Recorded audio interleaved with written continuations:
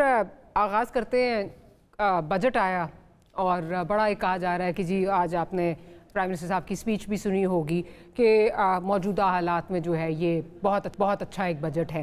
مجھے آپ کی ایک چیز یاد آ گئی، پچھلے سال میرا خیال ہے میں نے بجٹ کے بعد آپ کے ساتھ ایک پروگرام کیا تھا، آپ نے کہا ابھی بھی بجٹ جو بنتا ہے وہ تو ایک کوئی کلیریکل لیول کا بندہ ہوتا ہے، وہ لے آتا ہے، کاغذ لے آتا ہے، وہی ہر سال جو ہے وہ رینیو ہوتا جاتا ہے۔ ان دا گیون سرکمسٹانسز آپ کو یہ بجٹ کیسا لگا؟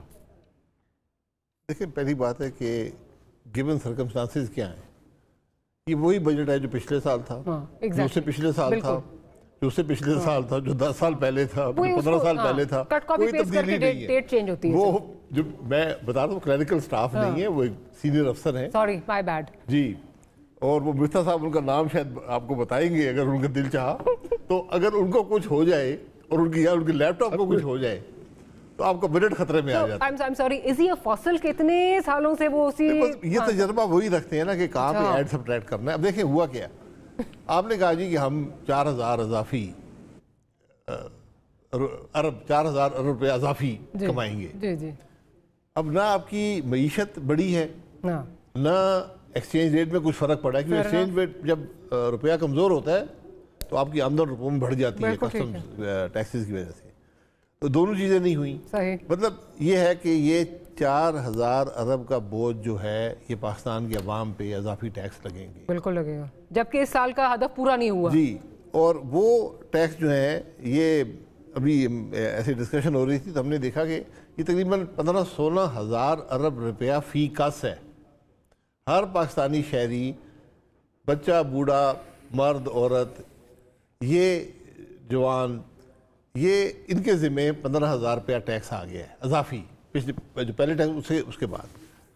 اور یہ سب کچھ کرنے کے بعد بھی آپ کا جو قرضہ ہے وہ میرا خیال ہے 6-7 ہزار ارب سے بڑھ جائے گا، یعنی اگلے سال آپ کو 1000 ارب کا اور سود پڑ جائے گا۔ تو حالات مستقل خرابی کی طرف ہی رواں دواں ہیں۔ آپ نے اس کو خرابی کو ختم کرنے کی کوشش نہیں کی، آپ نے اپنی کوئی اصلاح نہیں کی، کوئی اخراجات میں کمی نہیں کی، کوئی اضافی ٹیکس اب اضافی ان لوگوں پر جو ٹیکس ادا نہیں کر رہے ان کو لگانے کی کوشش نہیں کی، جو ادا کر رہے ہیں ان پر مزید بوجھ ڈال دیا۔ تو پھر اچھا اس میں کیا ہے؟ رحم صاحب ہمارے دوست ہیں پرانے، اچھی ان کو کون سی چیز نظر آئی اس کو بتا دیں۔ پہلے تو میں ذرا مفتیٰ صاحب اگر بتانا چاہیں یہ کون وہ شخصیت ہیں جن پہ پورا بجٹ جو ہے وہ انحصار، بجٹ کا انحصار ہوتا ہے، یہ کون سی وہ معروف شخصیت ہے کہ جن کا لیپ ٹاپ اگر گم جائے یا ان کو خدا نخواستہ کچھ ہو جائے، اللہ ان کو سلامت رکھے، تو ہمارا بجٹ نہیں بنے گا؟ نہیں، وہ ایک صاحب تھے جو کہ 15 سال تک 20 سال تک فائنانس منسٹری میں بجٹ بناتے تھے، اور وہ اب وہ ریٹائر ہونے کے بعد بھی 10 سال تک وہ بناتے رہے، ان کو ایکسٹینشن 2 سال کے کانٹریکٹ ملتے تھے، لیکن اب فائنلی وہ ریٹائر ہو گئے۔ لیکن وہ جو شاہد صاحب کی ایک بات ہے نا کہ ایک اسپریڈ شیٹ ہوتی ہے، اس کے اندر آپ نے جا کے اس کو ایک اگلے سال کے نمبروں سے ملٹیپلائی کرنا ہوتا ہے، اس طرح بنتی ہے۔ اور یہ ایک اس ملک کا المیہ ہے۔ اور ہم جو شاہد صاحب بات کر رہے ہیں وہ یہ کہ جو پیٹرن، جس پیٹرن پہ ہم لوگ بجٹ بناتے رہے ہیں اس پیٹرن پہ ہی بنایا ہے، اور جہاں پہ ملک آج پہنچ گیا ہے، اگر ہم پوری دنیا میں پیچھے پستگی کی طرف جا رہے ہیں، جنوبی ایشیا میں ہم امیر ترین ملک ہوا کرتے تھے، ہندوستان، بنگلہ دیش، نیپال، سری لنکا سب سے امیر ہوتے تھے، آج ہم سب سے غریب ہو گئے ہیں، غریب ہو گئے۔ نیپال سے بھی ہمارے ہیومن ڈیولپمنٹ انڈیکس کم ہے، اگر جی ڈی پی برابر ہے تو اس کے۔ تو ہم کو یہ سمجھنا ہوگا کہ ہماری سوچ غلط ہے اور ہماری نظام حکمرانی غلط ہے، اور یہ جب تک یہ نظام نہیں بدلیں گے تو بہتری نہیں آئے گی۔ دوسری بات یہ ہے کہ اس بجٹ میں جو مجھے نظر آیا، we can go into technical details, لیکن دا فیکٹ اس کے آپ جہاں پہ تنخواہ دار طبقوں کے اوپر ٹیکس لگا رہے ہیں، دیگر طبقوں کے لگا رہے ہیں، اور جو شاہد بھائی نے بتایا کہ 16,700 ارب روپیہ، 16,700 روپیہ فی پاکستانی کے اوپر آپ نے ایکسٹرا ٹیکس لگایا ہے، تو اس سال آپ 54,000 روپیہ فی پاکستانی ٹیکس لیں گے۔ تو جہاں آپ ایک طرف اتنا ٹیکس لگا رہے ہیں، وہاں پہ ہم کو دیکھنا چاہیے تھا کہ حکومت نے بھی کچھ بیلٹ ٹائٹننگ کری ہے، حکومت نے بھی کچھ سیکریفائس کی، لیکن حکومت کا خرچہ جو ہے وہ انفلیشن سے تیزی سے بڑھ رہا ہے۔ اگر پی ایس ڈی بھی دیکھ لیں، PSDB जो है तेजी से बढ़ाया, 75 अरब रुपए आपने MNC के प्रोजेक्ट्स में रखा। सूबों में मैं आपको यकीन दिला रहा हूँ कि 300-400 अरब रुपए MPS के प्रोजेक्ट्स में रखे जाएंगे। तो अगर माइशत सचमुच बुरी है और अगर हमको कौम सेक्रीफाइस करनी है, तो फिर अवाम सिर्फ सेक्रीफाइस कर रही है, हुक्मरान क्यों सेक्रीफाइस नहीं कर रहे, हुकूमतें क्यों सेक्रीफाइस नहीं कर रही? ये सवाल तो बनता है। बिल्कुल बनता है, बिल्कुल बनता है। और ये वो सवाल है जो मेरा ख्याल है हर पाकिस्तानी यही पूछता है कि जी जब हमें कहा जाता है कि जी कमर कस लें या हम किसी नाजुक मोड़ से गुजरे। आज मैंने एक इंटरेस्टिंग ना मीम एक सर देखी, उस पर फेसबुक पे लगी हुई थी, तो उसमें कहा कि जी एक बड़ी सी गाड़ी दिखाई हुई है और दिखाया कि क्योंकि मुल्क इस वक्त एक नाजुक दौर से गुजर रहा है, तो जितनी बड़े जो अफसरान हैं उनके लिए गाड़ियाँ ऑर्डर की गई हैं ताकि इस नाजुक मोड़ को जो है ना वो आराम से काटा जा सके। So on a lighter note, but you know this is what's happening in this country unfortunately. मैं आपसे ही पूछना चाहूँगी कि हुक्मरान इत्तेहाद अगर देखें तो सब बड़े मंजे हुए सियासतदान हैं इस वक्त, सब बड़े बहुत देर से जो हैं वो पॉलिटिक्स कर रहे हैं। साथ हमारे वज़ीर ख़जाना जो हैं वो भी इज़ अ रिनाउंड इकोनॉमिस्ट हैं, कोई ये नहीं है कि कोई उठा के वैसे ही जो है वो आ गए हैं। एक बात मुझे उनकी जो जब से आए थे, he kept on reiterating no secret cause, no secret cause. अच्छा, मैं बड़ी एक्साइटेड थी कि शायद इस दफ़ा that is going to be done, no secret cause. फिर ये बजट आया and it's old wine in a new bottle. ना इसमें रियल इस्टेट पे कुछ वो किया, ना इसमें एग्री सेक्टर का कुछ हुआ, ना इसमें रिटेलर्स, ठीक है अभी कहा जा रहा है उनको डरावे दिए जा रहे हैं, लेकिन क्या वजह है कि क्यों नहीं हम अपनी सिमत ठीक क्यों नहीं करते? हम सिमत ठीक करना नहीं चाहते, हमारी और कोई मजबूरी है? क्या मजबूरी है?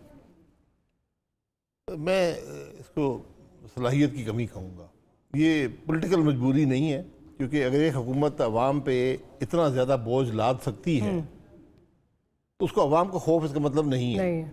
उसको उन लोगों का खौफ है जो जिनसे वो घबराते हैं या जिन पे टैक्स नहीं लगाना चाहते। आपको अपनी सिमत दुरुस्त करनी है, आपने टैक्स देना हर शहरी की जिम्मेदारी है, जो भी उसकी इनकम है, जहाँ से भी आ रही है। अगर अखराजात कर रहा है तो टैक्स देना लाजिम है, क्योंकि उसकी आमदन होनी चाहिए। वो आपने नहीं किया, तो आपने मजीद जो लोग टैक्स दे रहे हैं उन पर इजाफी बोझ डाल दिया। फिर आप कह रहे हैं क्या ये तो 1500-2000 आसान तरीका है ना, 1500-2000 की बात नहीं, आपने 4000 अरब टैक्स लगाया है। बिल्कुल, इस बात को कबूल कर लें, इस बात को समझ लें कि वही लोग हैं जो टैक्स अदा कर रहे हैं। तो इसका असर हर घर घराने पर पड़ेगा। और इनडायरेक्ट टैक्सेस अलग है, इनडायरेक्ट टैक्सेशन अलग है। तो ये जो खराबियां हैं ये आप दूर क्यों नहीं कर पाई? ये जवाब दें ना। अगर आपसे तो बेहतर इंटरिम गवर्नमेंट थी, जिनकी समझ भी शायद बेहतर थी, जो नेगोशिएट भी बेहतर कर लेती थी IMF से। तो ये एक मुस्तकिल एक फेलियर है। आप पिछली 5 साल जाएं, 10 साल जाएं, 20 साल जाएं, हमने कुछ सीखा नहीं है। हम वो जो लैपटॉप है ना वो हमने रख लिया और हम उसको बनाते जाते हैं हर साल बजट। एक मिर्जा साहब ज़रा बेहतर बताएंगे, एक बजट के अंदर एक मीडियम टर्म बजटरी फ्रेमवर्क भी होता है जो आपको अगले 4-5 साल के फोरकास्ट ही समझ लें। तो मेरा ख्याल है पुराने अगर फोरकास्ट आप रिव्यू कर लें ना तो आपको नज़र आएगा कि फोरकास्ट भी कभी हम मीट नहीं कर पाए। पिछले साल के भी अंदर हमारा 1000 अरब कलेक्शन कम हुई है। इस साल जो आपने उसके बावजूद एक नंबर ज़्यादा दे दिया है, तो कहाँ से ये पैसे आएंगे? ये मईशत कैसे बर्दाश्त करेगी? लोग कैसे बर्दाश्त करेंगे? And then what I don't understand is कि ये सारा करने के बाद ये बताया जा रहा है कि जो इन्फ्लेशन है वो नीचे आएगी और खुशहाली आएगी, विच I don't understand, doesn't add up. Miftah साहब, ये जो लूप पे एक फिल्म चली जा रही है, कितने सालों से चली जा रही है, और मुझे याद है आपने बड़ी कोशिश की रिटेल सेक्टर को जो है, ताजर बिरादरी को टैक्स नेट में लाने की, कहाँ आप पे फिर जो ट्वीट्स आ जाती थी, आप पे प्रेशर आता था, और अगेन सक्सेसिव आपसे जो आपके जो प्रेडिसेसर्स थे उनके साथ भी इसी तरह हो रहा है, और मेरा ख्याल है उसके बाद भी। क्या वजह है कि ये 3 सेक्टर्स हैं ये हमें ब्लैकमेल करते आ रहे हैं? ये क्या एलीट कैप्चर है? यहाँ पे हमारे अशराफिया जो पॉलिटिकल अशराफिया है उसकी अपने स्टेक्स हैं? क्या वजह है कि ये सीक्रेट काउज हमें बताया गया नहीं होंगी, but then these are the secret cause, इनको तो किसी ने हाथ ही नहीं लगाया? देखिए, तीनों की अलग अलग वजूहात हैं। जो आपके रिटेलर्स हैं वो तो कोई आईनी बंदिश भी नहीं है, उसके ऊपर आप टैक्स लगा सकते हैं, फिक्स टैक्स लगा लेते हैं तो सबसे आसान हो जाता। अब इन्होंने क्या किया है کہ انہوں نے ایک ٹیکس لگایا مینوفیکچررز کے اوپر کہ جو مینوفیکچررز اگر آپ ایک کیچپ کی بوتل بیچ رہے ہیں یا شیمپو کی بوتل بیچ رہے ہیں ریٹیلر کو اور وہ رجسٹرڈ نہیں ہوگا تو آپ اس کی 2% اس کا ٹیکس اس میں سے جو قیمت میں سے 2% اس کے پیسے میں نے اور آپ نے دینے ہیں پھر الٹیمیٹلی. تو ظاہر ہے کہ وہ جو مینوفیکچرر ہے وہ تو 2.5% کاسٹ بڑھا دے گا. اسی طرح 0.5% آپ نے ڈسٹریبیوٹر کو بھی کاٹنا ہے, اس کی بھی منا کرنی ہے, ایون وہ فیس رجسٹرڈ, تو آپ کی 2.5-3% تک سے کاسٹ ون ٹائم بڑھ جائے گی. لیکن میں سمجھتا ہوں کہ اس کے بعد تھوڑے سے ڈسٹریبیوٹرز جو تھوڑے سے جو ریٹیلرز جو ہیں وہ اچھے خاصے ریٹیلرز جو ہیں وہ اس میں آئیں گے, نیٹ میں انکم ٹیکس میں اپنے آپ کو رجسٹر کر لیں گے. لیکن اس کو ہم اور آسانی سے کر سکتے تھے, لیکن بہرحال یہ آئی تھنک مسلم لیگ کا ایک مینٹل بلاک بھی ہے کہ یار یہ ریٹیلرز ہیں اور یہ ہمارا last shopkeepers in Punjab are our last line of support, last line of defence. ایک یہ ہے. دوسری جو ہے دیکھیں, جہاں پہ ایگریکلچرسٹ اور پراپرٹی اونرز ہیں, اس کو تو آپ نے آئین میں یہ کہہ دیا ہے کہ یہ 2 ٹیکس جو ہے اپنے لاسٹ NFC میں یہ آپ نے دے دیے صوبوں کو, اور آپ نے صوبوں کے ساتھ ساتھ 57% پیسے ایک دے دیے, اور جو باقی صوبوں کو ہم دیتے ہیں چھوٹے نان کانسٹیٹیوشن صوبوں کو, گلگت بلتستان, آزاد کشمیر, تو 62-63% پیسے آپ نے دے دیے.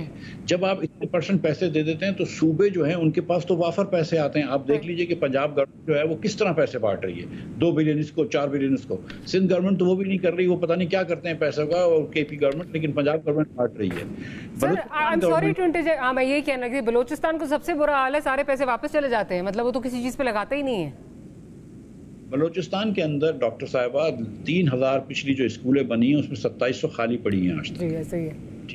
تو یہ اسکولیں بنی ہیں صرف کانٹریکٹرز کے بینیفٹ کے لیے, یہ لوگوں کے بینیفٹ کے لیے نہیں ہے. جو 3000 میں سے 90% اسکولیں خالی رکھی ہوں تو یہ پیسے آپ ضائع کر رہے ہیں, ان کو آپ ADPs کے اندر خرچ کر رہے ہیں. ADPs میں 300 سے 400 بلین روپے MNS کے پروجیکٹس ہوں گے, MPS کے پروجیکٹس ہوں گے, 75 ارب جو ہے وہ MNS کے پروجیکٹس رکھے ہیں. لیکن اینی وے, جب کیونکہ آپ اتنے پیسے دے دیتے ہیں تو وفاق کنگالی کی نہج پہ آ جاتا ہے. It has to borrow more, deficit بڑھ جاتا ہے جس سے مہنگائی بڑھتی ہے, اور صوبوں کے پاس پیسے ہوتے ہیں وہ انیفیشینٹ خرچے کرتے ہیں.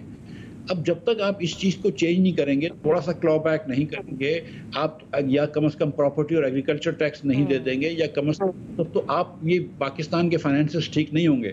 اور کیونکہ یہ نادر موقع بھی انہوں نے ضائع کیا, یہ نئی حکومت ہے 5 سال کے لیے, 3 صوبوں کی حکومتیں ان کے ساتھ ہیں, SIFC کا کاندھا آپ کے پاس ہے. اگر آپ یہ کچھ نہ کچھ کر لیتے تو آپ بچا لیتے پاکستان کو. اب ہوگا یہ کہ 10 کروڑ لوگ اس فسکل ایئر کے بعد غربت میں ہوں گے, اور اگلے سال 1-1.5 کروڑ لوگ آپ کے غلط فیصلوں کی وجہ سے اور غربت میں جائیں گے, کیونکہ اتنی مہنگائی کم نہیں ہوگی جتنی آپ کو کرنے کی ضرورت ہے. اور اگر مہنگائی آپ نے تھوڑی سی کر لی, اور کیونکہ آپ 4000 ارب روپیہ نیا ٹیکس مانگ رہے ہیں, تو آپ کی گروتھ نہیں آئے گی, تو آپ کی گاڑیوں کی کمپنیاں بند رہیں گی وغیرہ وغیرہ, اور شفٹیں کم ہو رہی ہیں ملوں میں, تو لوگ نوکری سے جائیں گے. اچھا شاہد صاحب, ابھی جس طرف مفتیٰ صاحب بات کر رہے ہیں, NFC کی طرف بات کر رہے ہیں کہ آپ سارا کچھ جو ہے وہ آپ صوبوں کو بہت کچھ دے دیتے ہیں, اس کے بعد آپ کے پاس جو پیسے بچتے ہیں وہ بیرلی آپ کے پاس سود کی ادائیگی کے لیے بچتے ہیں. Having said that, being a former prime minister, اس کو ریویو جو ہے آپ کیا سمجھتے ہیں کہ کبھی کرنے کی کوشش, ایکچوئل حقیقی کوشش کبھی کی گئی ہے, یا اس میں امپیڈمنٹ جو ہے, because everyone likes their own fiefdoms, سب کی اپنی اپنی جو ہے نا وہ ایک جو ہے وہ انہوں نے اپنا جو ہے وہ سیٹ اپ بنایا ہوا ہے, اور کوئی اس سے جو ہے وہ آگے نکلنے کے لیے تیار نہیں ہے, اپنی پاورز دینے کے لیے کوئی تیار نہیں ہے. بالکل, فیفڈمز مضبوط ہوں گی, ملک کمزور ہوگا, فیفڈمز بھی کمزور ہو جائیں گی. یہ فیفڈمز والوں کو بھی احساس ہونا چاہیے. دیکھیے بات یہ ہے, میں مفتیٰ صاحب اس بات پہ ایگری کرتے ہیں کہ ہمیں NFC کو ریوزٹ کرنا ہے. ریوزٹ کیسے کرنا ہے اس پہ ہمارا اتفاق نہیں ہے. میری رائے یہ ہے, مفتیٰ صاحب کہتے ہیں کہ اس کے آپ نمبرز کو دیکھ لیں, وہ اس کے لیے آپ کو آئینی ترمیم چاہیے.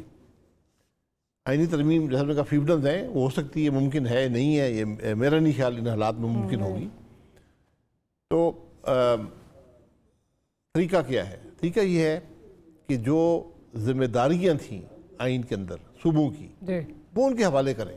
جو منسٹریز کی ڈیولوشن والی, جی, جو بجلی کی ڈسٹریبیوشن صوبے کا کام ہے, ان کی پولیس ہے, ان کی ایڈمنسٹریشن ہے, وہی ریکوری کر سکتی ہے.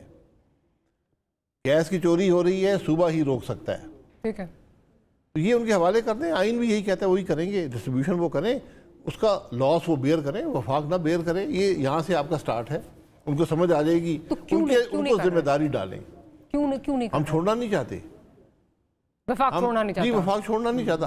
हमने तो प्राइवेटाइजेशन की बात भी नहीं की। हाँ, नहीं की। आप वही तो कर देते यार। आपके बिजली का निज़ाम फेल हो गया है, आपकी गैस का निज़ाम फेल है।